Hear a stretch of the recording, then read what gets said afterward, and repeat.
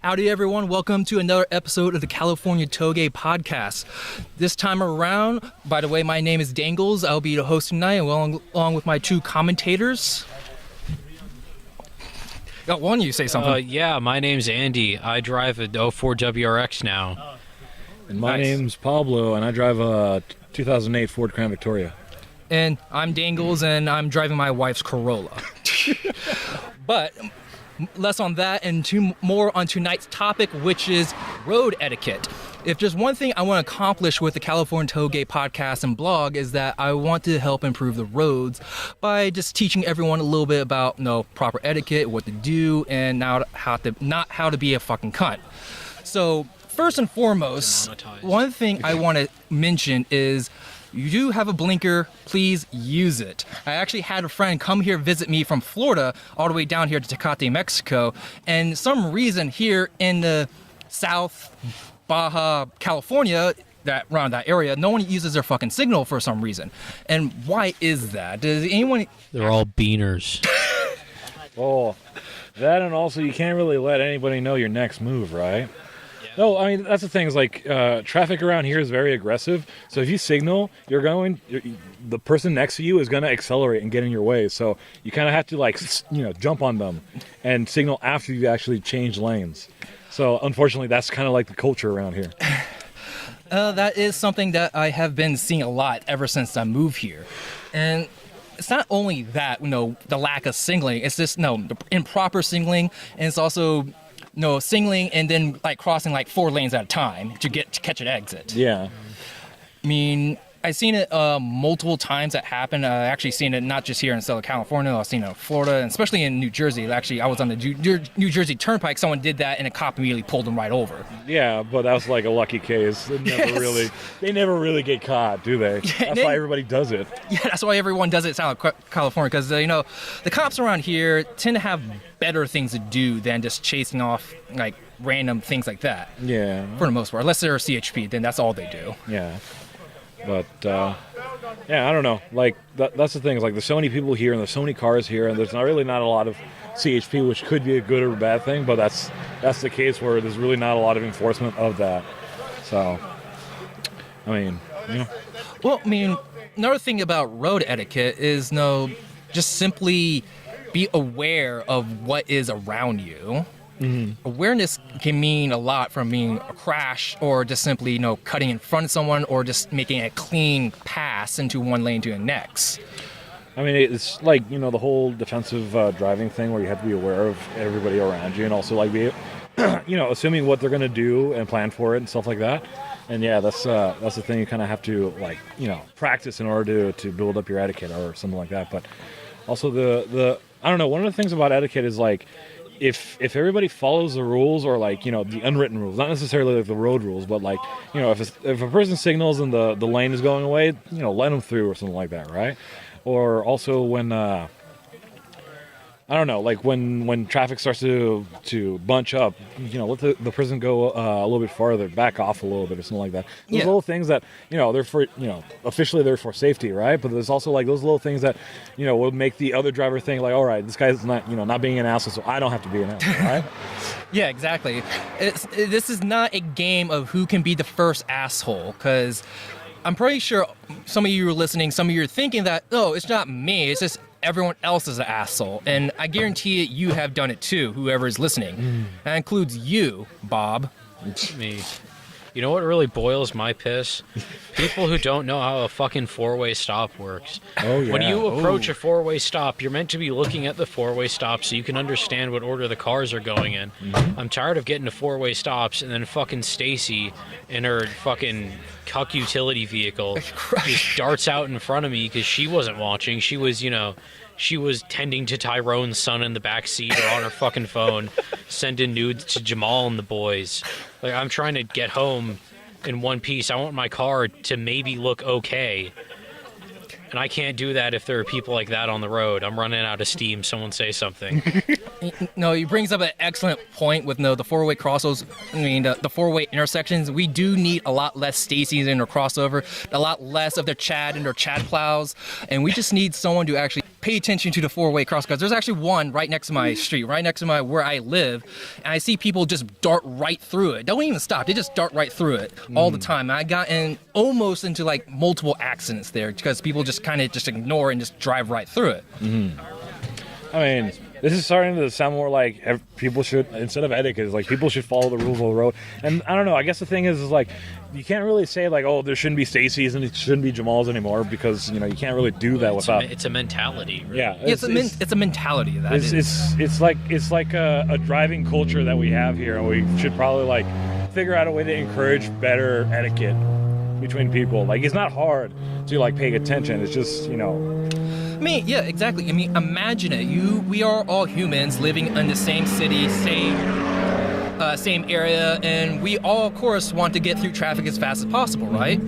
That makes sense. Yeah. The best way to do that is to work together in an unspoken way, and the best way to do that is road etiquettes. Yeah, exactly. Like with rules, there's order, and with order, you don't, you know, feel like killing the person who's like, you know, screwing your shit up because they're not there to screw your shit up. Yeah, exactly. It is a lot of things we also have to pay attention to is like when is someone being an asshole, when is not being an asshole, because I believe we actually have a story where someone actually cut us off. We were driving as a group. Oh, we weren't actually. I was there. You were there? Me. Yeah, I got cut off. So basically, there was this roast, like a roasty in like a red Chevy Cruze or something. We were driving down to San Diego for the first. I think that was the first San Diego meet that we did with New SoCal. Excuse you? I'm being accosted. But anyway, so we're on our way down. We're driving. We're in our formation, sort of in the right middle lane, trying to stay out of people's way because we're courteous. And then this bitch, I guess she, you know, like we said before, almost missed her exit. Or wait, no, that couldn't be the case because she didn't get off the freeway. I guess she was just stupid. So, she you know, we have like maybe a car length at most between us, and she darts in front of me. I'm like, hey, fuck you. And I'm like, do you see this lady just cut me off? Person who's with me, and other person who's with me, I think. And those people went, yeah, I saw that. And then what we did is we boxed her in and slowed her down and trapped her behind a gravel truck. And we did that for I don't know how many miles. It was at least 15 minutes. So the breakdown in etiquette meant that you also turned into the asshole to get your revenge, which, you know, it's a reasonable reaction, but it's one of those things like if everybody were following the rules, this wouldn't have happened. Don't make me hurt you. It hurts me more than it hurts you for me to do that. Anyway, yeah, we did that. And I think we did some similar shenanigans to some faggoty kids in like an M3 or whatever convertible closer down to San Diego. Who were like, you know, it wasn't quite stop and go traffic, but it was fairly heavy. And this kid was like in first gear the entire time and like fucking flooring it. There was no... He treated the gas pedal like a switch. It was either all the way on or all the way off. So we sort of messed with him and his boyfriend for a while. And that was fun because they got angry that peasants were cucking them in their horrible Subaru wagons. But yeah, I guess that really isn't an ideal road situation. Well, yeah. I mean, that's a hilarious story regardless. And, it's just one of the things, especially on the highway. This is something I actually want to ask you guys. On the situation, I was actually, getting on the highway, getting on the on-ramp, getting up to, highway speed. And, in my mirror, I see, like, in the left lane, I have to merge in that lane. In that lane, I see like a Maserati just flooring it in the rightmost lane, just going straight forward. And I just figured, just let him go. I'll just get right behind him because there's like no cars behind him. There was like no cars in front of him whatsoever. And I was just waiting, and he never actually did. And then I looked back in the mirror, he's like actually stopping, honking his horn at me to like get in front of him. So he tried to get in front of you, but he pussied out. He's very aggressively polite. Yeah, that honking was to let you through, man. Like some people flash their lights, some people honk their horns and give you the finger. I mean, aggressively. That's one way to put it. I mean, I just thought it would just be more efficient for him just to do his thing, blast right through, and I just get right behind him and just continue as normal. I mean, the problem is like people think like, oh, I own the road, and you impeding in my space, that means you're an aggressor, so I have to respond aggressively, blah blah blah. And especially, the type of people who buy those types of cars, the stereotype. Of course, they're going to react in that way. But even then, like a lot of quote unquote like stereotypically normal people react the same way. Like they see a person getting on, they start accelerating, but because they don't know how to drive, they realize like, oh my god, I can't pass them. So now I have to honk the horn and do all that type of stuff. When all you could have done is just let them through. Yeah, just let them through. And if they were slow, then get around them. I mean, you're fucked if it's like stop and go traffic. But even then, like you weren't going to go fast anyway. So. Yeah. I mean, on a good traffic, like some cars on the highway, not a lot. It's not bumper to bumper, but you can go like full speed. And in situations like that, sometimes I'm about to get an exit, but sometimes I'm passing the exit. If I see a car, if I'm going pretty fast, I just overtake them. Easy thing. If there's like multiple cars like coming off the exit, then I of course slow down and just let them all in because I can't overtake one car because then I'll just bump into another one. Or just switch lanes. Yeah, sometimes I just fucking switch lanes. And that's what I also tend to do. As soon as I see a bunch of cars coming on, just went to the left, overtake them all, then go back and exit, and of course use my signal all the way through. And it's not just even on the highway, it's even in the city as well. You have to know proper road etiquette. And you get the green and the person making a right turn not with a right is like just guns it right in front of you, something like that. Yeah, shit like that. Fucking weapons over there. Yeah. Is that brandishing weapons at me? This arrow meme, or bow and arrow meme, is getting ridiculous here. Oh, is that oh my god. Oh. Does she have ammo? No. Oh. All right. What were we talking about? Okay. Oh yeah, it's one of the things you shouldn't do. Common etiquette is don't fucking fire medieval weapons at each other. Yeah. Oh, you know what else? Here's another thing that I see a lot, at least where I live, is it's usually in one particular intersection. But if you're making, say, a left turn or a right turn or whatever out of like a driveway coming from a parking lot, and you do that thing where you go into the center lane and you sit there and wait for people to pass, don't fucking do that. You need to wait until it's clear to go. You can't just sit around in the middle of the road if you don't belong there. Because someone might need to turn in or whatever. I don't know. You're just screwing up the flow of traffic at that point. It's just one of those things, too, that just gets on my nerves every time I see it. I guess it's also like being mindful of the flow of everybody else's traffic, right? Yeah. It's definitely that's one good thing to be mindful of, is to be aware of the flow of traffic around you as well. Because a lot of phantom traffic jams happen because one asshole just taps on the brakes, and that causes a domino effect all the way back down, especially during rush hour. Yeah. That's a very common thing. Actually, there's a way to beat that if you leave more space between cars. Yeah. And then there's less slowing down. Exactly. Allow more rolling space between cars and stop and go traffic. That actually improves the flow. Everyone's going. No one has to stop and go all the time is a lot better. But everybody's in a fucking hurry, so they squeeze up against the other car. Yeah. There's no need to touch each other's asses all the time. It's nothing. Well, this is California. They like to do that. That's true, especially in West Hollywood. Yeah. There's another thing that I just remembered, because this almost happened to me once. I remember I was in the leftmost lane. I was changing lanes over stop and go traffic. Tried to say rush hour traffic and stop and go traffic at the same time. But there was this faggot on a motorcycle going like, I think, at least 50 through stop and go traffic, lane splitting. Oh. So and the thing is the freeway is a slight curve, so you can only see so far back. So I'm about halfway through my lane change, and this dude on his this squid comes screaming down the center of the lane and nearly hits me. And it's just, what are you doing? And they're the one who are turns out indignant, like, oh my god, you tried to kill me. I couldn't fucking see you. He's the one who gets angry. Yeah. Because he was doing over double the speed that everyone else was doing. Yeah, that's if you're a motorcyclist or a biker, eat shit. I mean, if you're lane splitting, at least don't blaze it. Go at a moderate speed, go at a safe speed, because I don't mind when bikers do that. Yeah. Well, it's fine. Yeah, it's actually better for traffic too, because they're not taking up any space. They're not counting as that part of space. But the idea is that you're creeping, through traffic, not Well, blazing not even just through. creeping, Yeah. but like just not doing the speed limit while everyone else is almost stopped. Yeah, Right. exactly.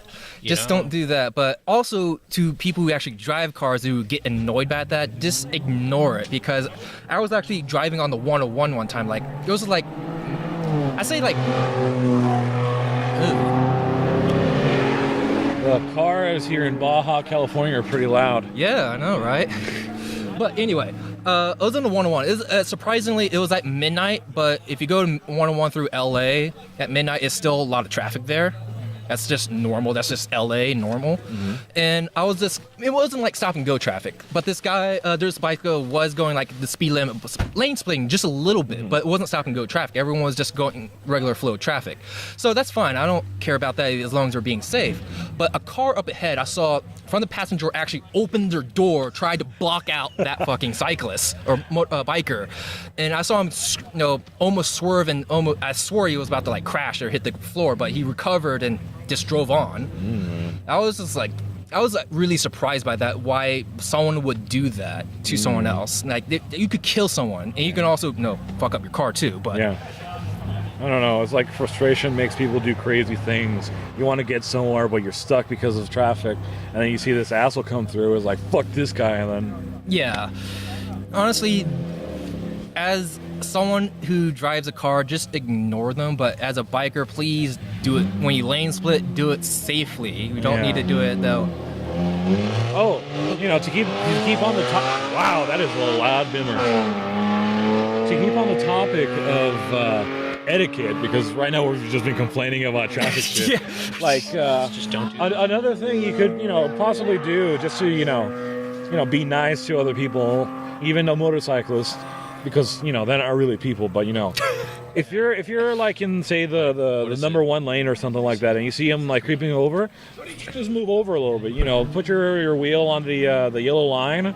Give them a little space. It protects you from them accidentally hitting you, and it gives them, a better outlook of the drivers around them. Yeah. Daily reminder that motorcyclists only count for 3/5 of a person in elections.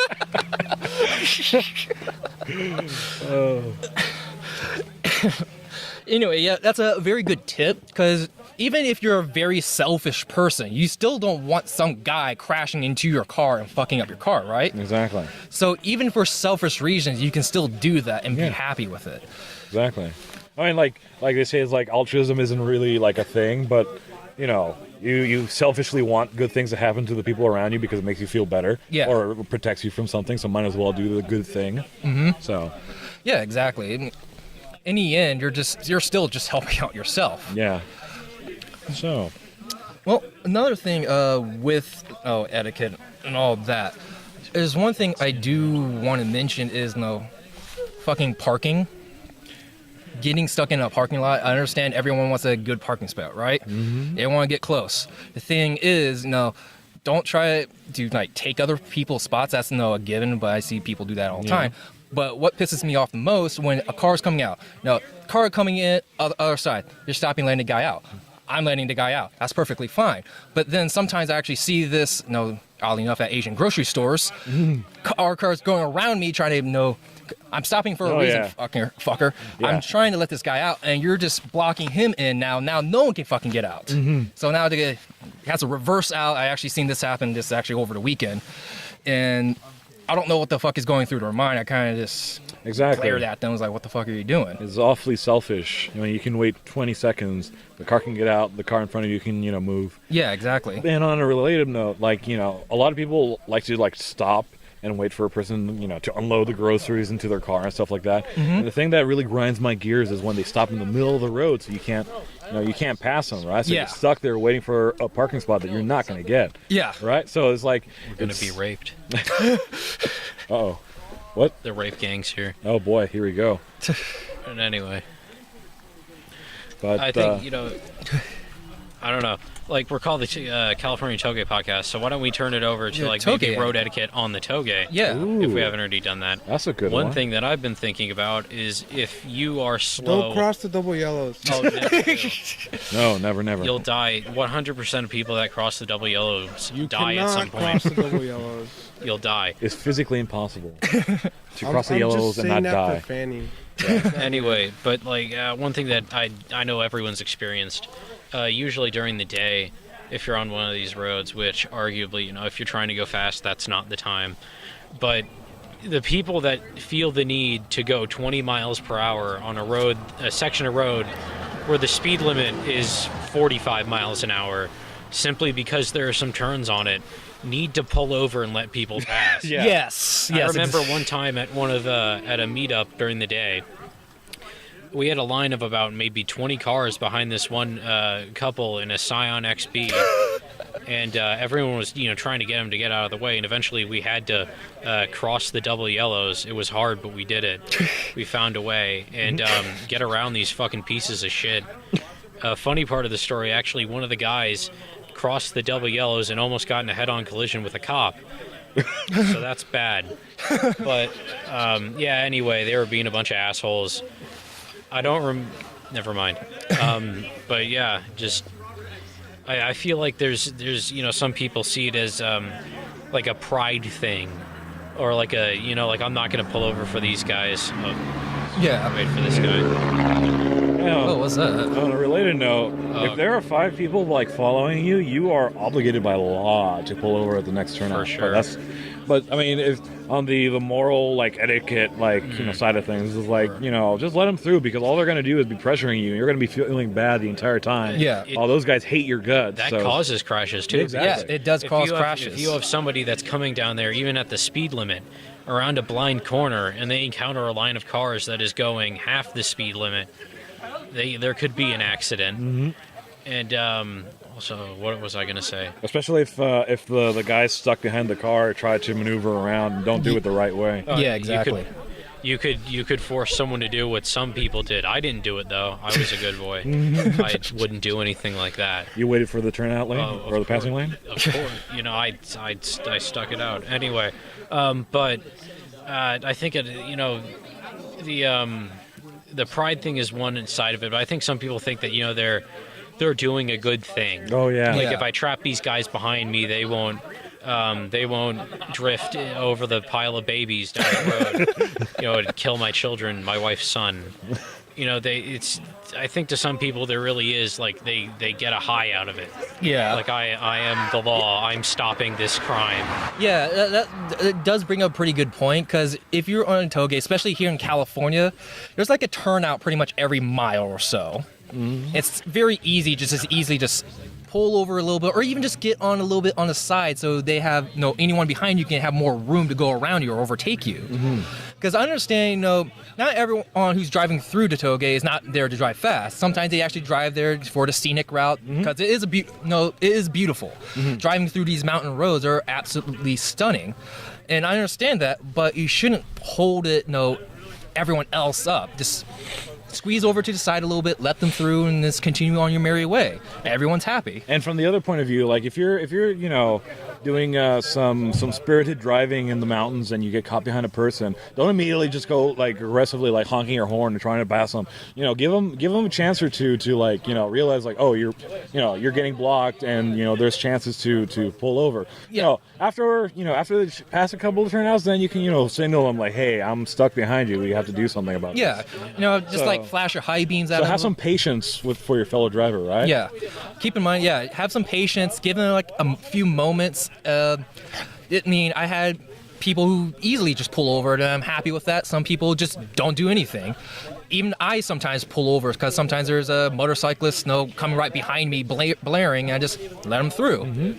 And that's just it's just being polite. Yeah. But actually brings up an excellent topic. What do you guys feel about brake checking? Oh, no. That's some.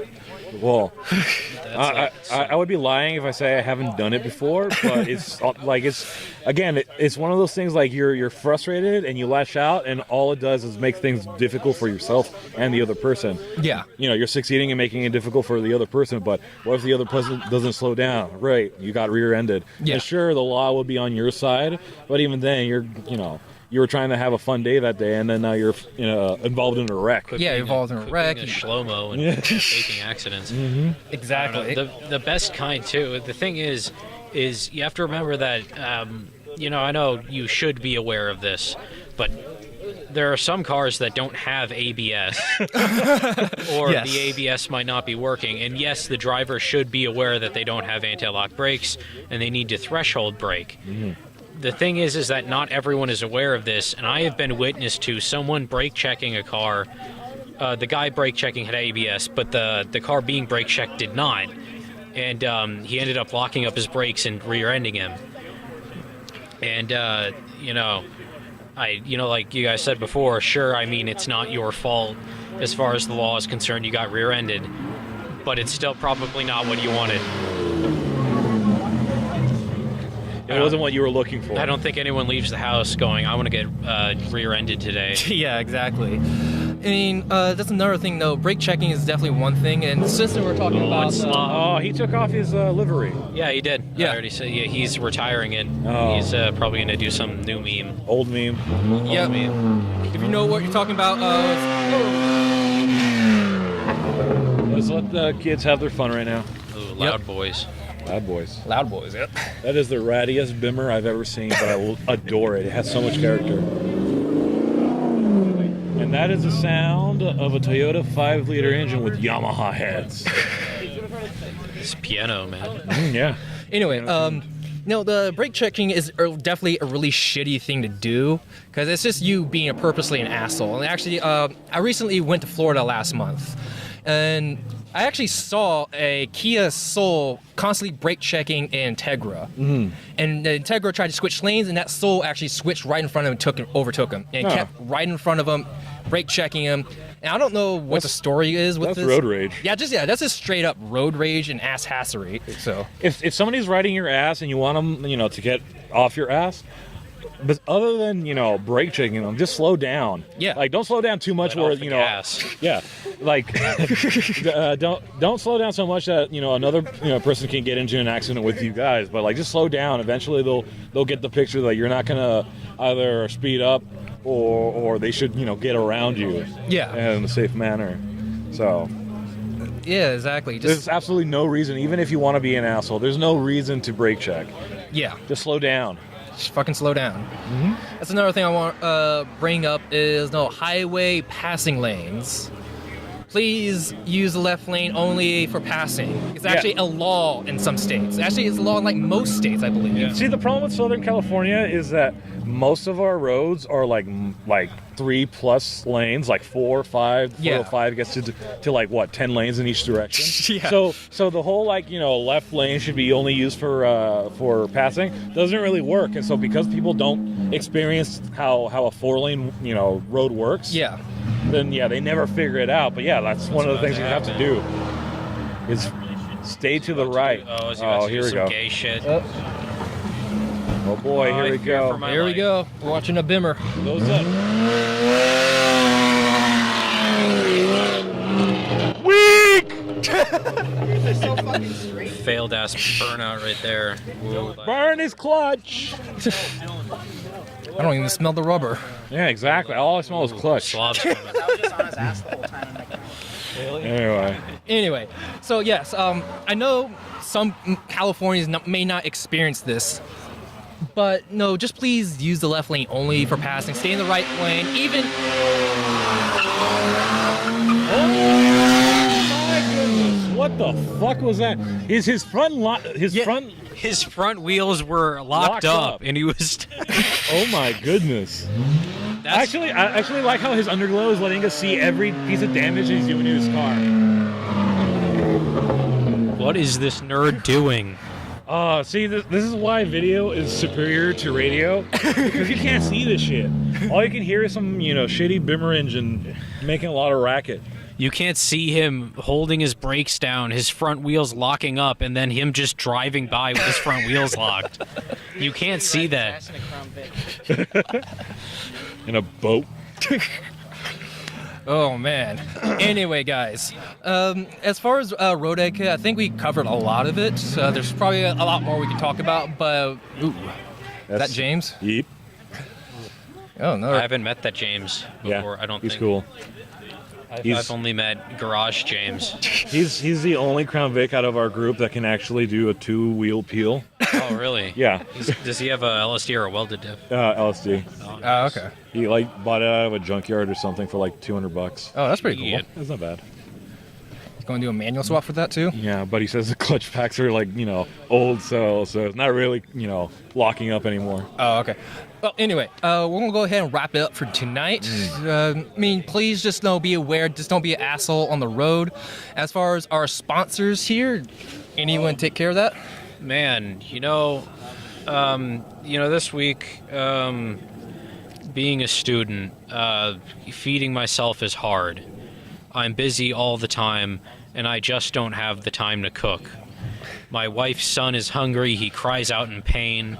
He says, Father, Father, my people, my ancestors were stolen from Africa. I'm here now. Why am I starving? I say, Daquan, please. I'm working very hard. And then I saw it. I saw Blue Apron. Blue Apron is a beautiful service. You order food, ready to make, portioned ingredients. You don't have to learn to count. You take the ingredients and you cook them, and you have delicious, healthy meals. So your wife's son can grow up and bring that 56% number down to 0. Zero. No white people in America by 2050. I know we can do it. It's Hillary Clinton's turn. Trump stole the election. Russia hacked the election. Okay, that's it. Good night, everyone.